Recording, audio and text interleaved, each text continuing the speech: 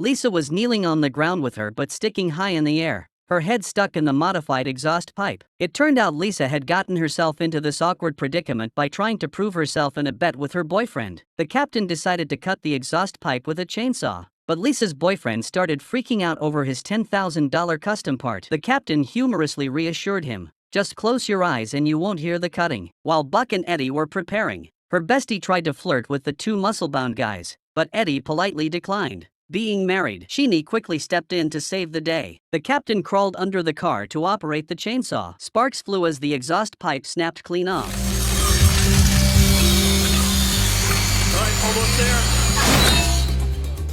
Now only the final challenge remained, extracting the head. When the captain asked for lubricant, the girlfriend unexpectedly pulled out personal items from her bag. Sheenie promptly handed over professional rescue lubricant. After coating the inner walls, the woman was safely freed. She completely ignored the captain's concussion precautions and instead started gushing over him. Just as the crew finished this awkward rescue, a call came in from dispatch. Tom, the mischievous kid, had stuck his head through a railing and got it stuck. Worse still, the railing suddenly came loose. His mother desperately grabbed the falling railing but couldn't hold on. At the critical moment, the fire department arrived just in time. Ryder caught the heavy railing with one hand. Kathy arrived shortly after. He quickly secured the railing with ropes to reduce the pressure. Laird freed his hands to take the chainsaw, gently instructing the child to cover his ears. Sparks flew as he successfully severed the railing. Paramedics recommended taking Tom to the hospital for a cervical spine check, but his mother suddenly turned pale and firmly refused. This unusual reaction aroused the team's suspicion. At the hospital, the doctor revealed crucial information about Tom. His mother had a history of abuse and had previously lost custody rights. Child services workers immediately forcibly took Tom away. Days later, the mother visited the fire station pleading for help regaining custody. She confessed her tragic past. At 19, she married an alcoholic who abused her, leading her to self-destruct through drinking and neglect. But now sober and divorced, she insisted she'd reformed, claiming Tom's injury was mere mischief, not abuse. Laird stated they were only responsible for rescue operations and couldn't intervene in other matters. The compassionate paramedic, Kara, persuaded Captain Laird. He then conducted a surprise home visit to Tom's residence to verify her claims. Laird inspected the home and found the refrigerator stocked with healthy foods and the house kept tidy, proving she was genuinely committed to reform. The pair then went to child services to explain Tom's home situation, but encountered bureaucratic delays. Recalling Tom's plight, Kara stormed into the office and exerted firm pressure, ultimately securing the mother-son reunion. That day, Lisa came to the fire station specifically to thank them for their assistance. But not every call involves family warmth. Their next mission involved a chain tragedy caused by dangerous driving. Lisa swerved and slammed on the brakes to avoid a vehicle involved in an accident ahead. Just as she exhaled in relief, the vehicle behind, speeding and following too closely, slammed into her from behind. The impacted car flipped 450 degrees in midair before becoming wedged between two workshops. Firefighters arrived, removed the windows, and rescued Lisa, who was wearing her seatbelt and only suffered a leg fracture. However, Lisa's mother, who was not wearing a seatbelt, sustained severe spinal injuries and lost all sensation below the waist. At this point, the aerial support requested by the fire department arrived, prioritizing the transport of the critically injured mother to the hospital. Just as firefighters were clearing the scene, a fatigued driver crashed into a bridge pillar, causing the entire section to collapse.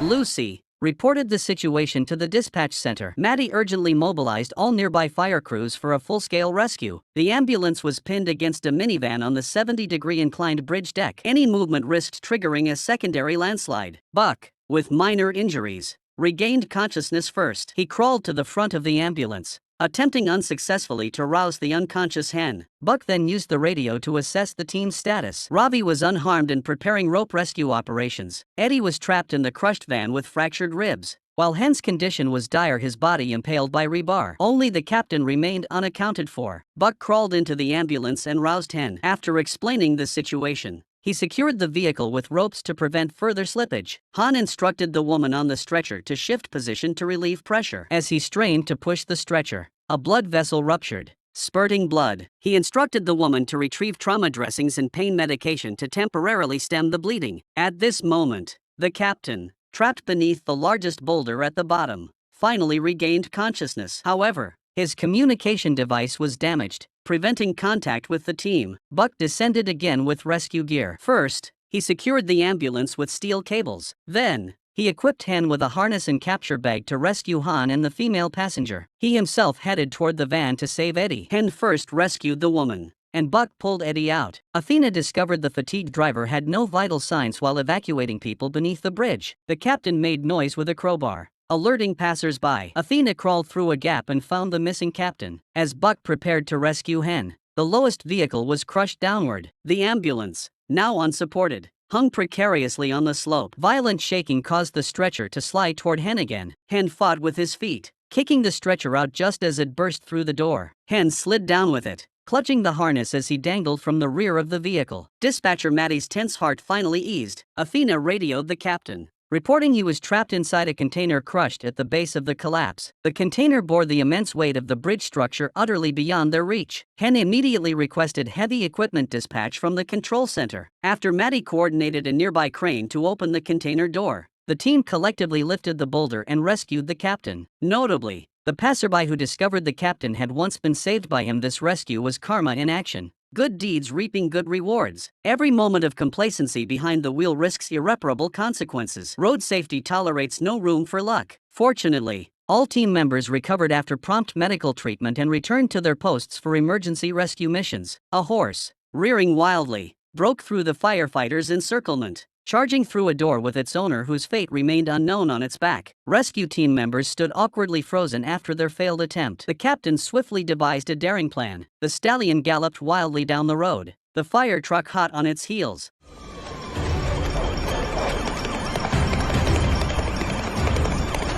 Okay, slow down, slow down. Yeah, just like that.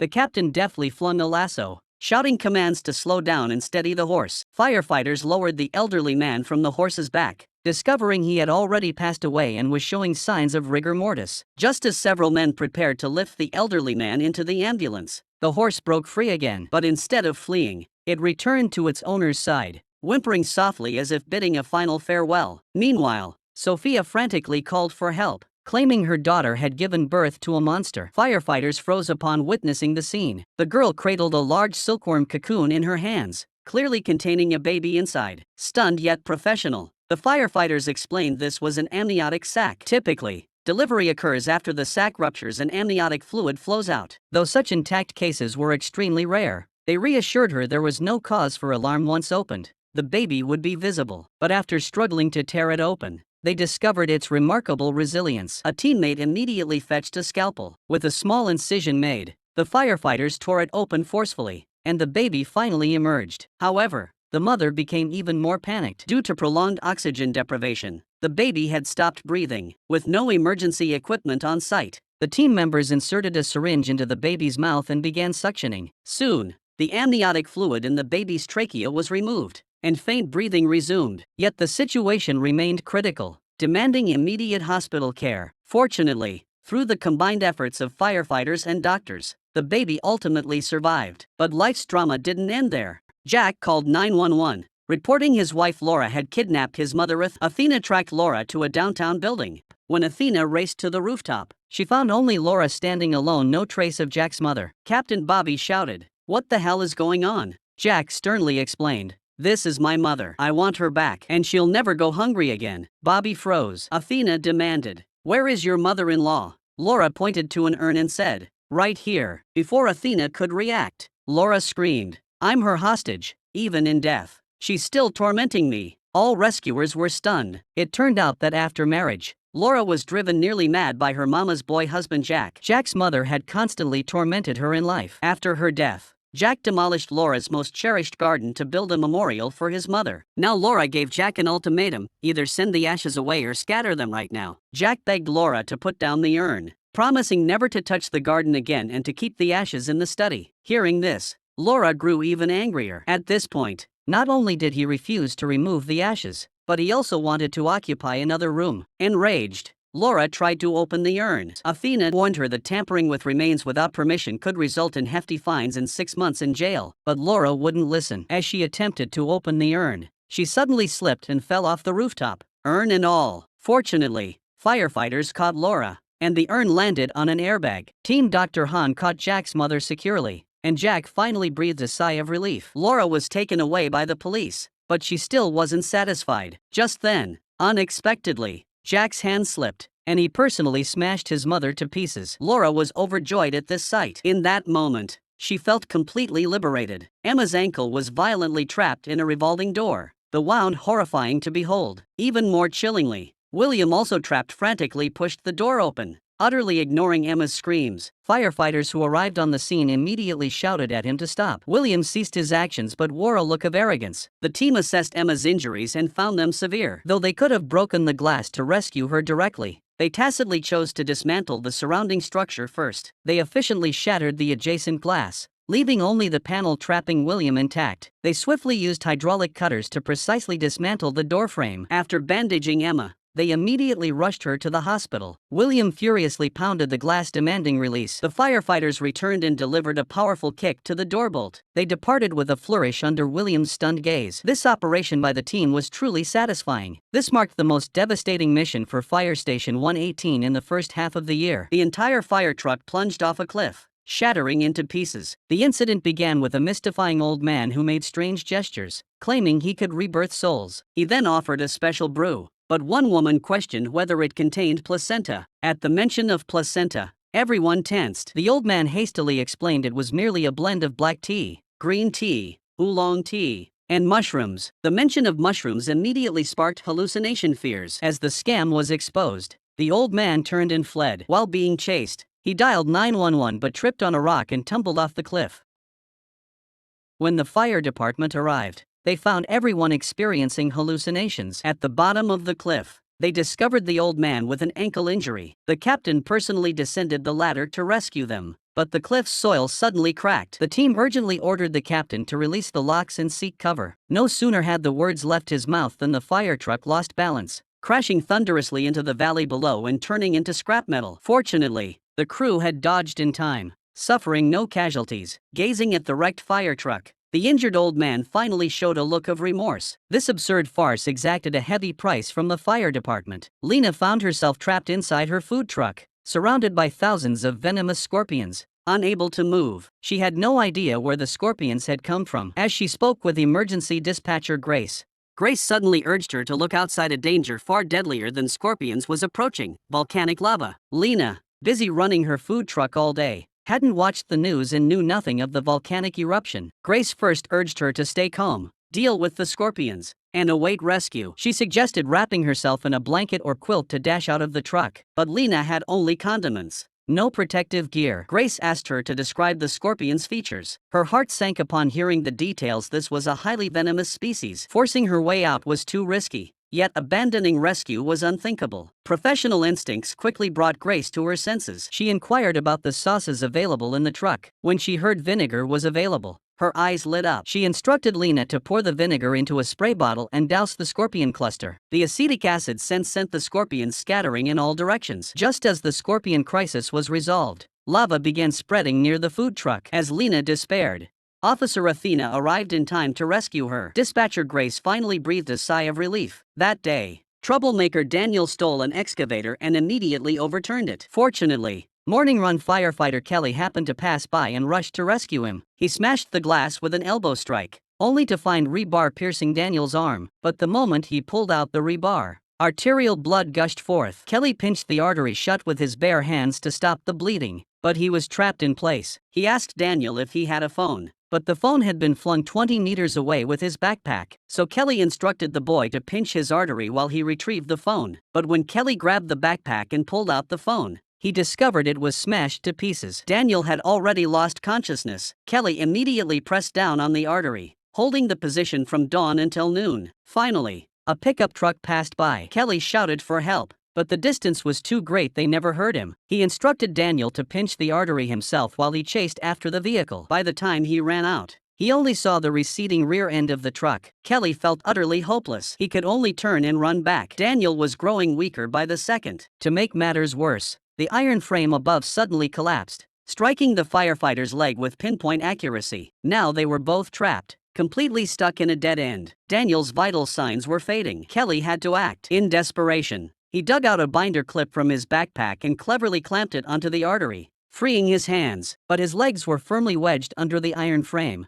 leaving him unable to move. Night fell quickly. From Daniel's words, Kelly learned that the excavator could be started by connecting two contacts with a screwdriver. Kelly spotted the screwdriver, but he was trapped so tightly that no matter how he twisted, he couldn't reach it. He struggled from dusk till dawn, utterly exhausted. Yet seeing Daniel's pale, frightened face reignited his resolve to rescue him. Kelly found a metal strip and a book and used it as a key to restart the excavator. He frantically maneuvered the excavator to pound the ground, finally lifting the vehicle and freeing himself. After Kelly vanished for a day and night, his teammates happened to find the site just as he emerged from the excavator cradling a little boy. They rushed straight to the hospital. Thankfully, the rescue was timely enough. Daniel survived. Exhausted, Kelly saw Daniel smile and knew every effort had been worth it. But the next emergency, a wedding rescue, would challenge their understanding of love once more. On the wedding day, the groom fainted upon first seeing the bride. The MC immediately called 911. Firefighter Buck, with his sharp eye, recognized this as the hit reality show Speed Wedding. Two strangers, matched by experts, meet for the first time at the altar. Though it's a show, the marriage certificate is real. Teen Dr. Hen was examining the groom, while the bride beside him was only concerned about whether she could get married today, showing no worry for the groom. Hen detected an abnormally muffled heartbeat, suspecting a serious cardiac issue. When questioned, the groom vehemently denied any family history of heart disease. Suddenly, he collapsed again. Hen ordered her teammate to fetch an oxygen mask and explained her diagnosis. This groom likely has a rare condition where all his internal organs are positioned on the right side. The dilated neck veins, muffled heart sounds, and low blood pressure were classic signs of Beck's triad, indicating imminent life-threatening danger. When the groom's heart suddenly stopped, Hen decided to perform bloodletting. The captain warned that a misdiagnosis could cause a collapsed lung, but Hen remained confident in her assessment. After draining the fluid, the groom's heartbeat finally returned to normal. The director wanted to film the rescue for ratings, but the firefighters flatly refused. During his hospitalization, the bride had already rushed to marry another system-matched man. At the birthday party that day, Emma made a stunning entrance floating in a balloon. All the guests applauded and marveled, except her mother, who watched her daughter rising higher and higher with deep worry. Emma ascended higher and higher, excitedly taking selfies in midair. Her father reassured his wife, "For safety ropes secure her, it's perfectly safe." Suddenly, a violent gust of wind struck. The balloon spiraled out of control, climbing rapidly. Ground crew frantically tugged at the ropes, but their efforts proved futile. Emma gasped in horror upon spotting a man lying motionless on a nearby rooftop. Screaming in terror, she dialed emergency services. By the time the fire department arrived, Emma had safely landed. Seeing so many firefighters, she was deeply moved. Crew members climbed onto the roof and found the fallen paraglider pilot. He was conscious, but his legs were completely numb. At this point, the team had positioned themselves directly below him. To their shock, they discovered his knee joint was severely dislocated, with the femur piercing through the knee area due to the impact. Fortunately, no major arteries were damaged, preventing massive bleeding. He needed immediate medical attention for bone realignment. The team swiftly enlarged the opening with a chainsaw and successfully lifted the injured man out. Onlookers applauded and played music to celebrate the successful rescue. Firefighter Buck proudly waved to the crowd, only to awkwardly realize they were actually cheering for Emma.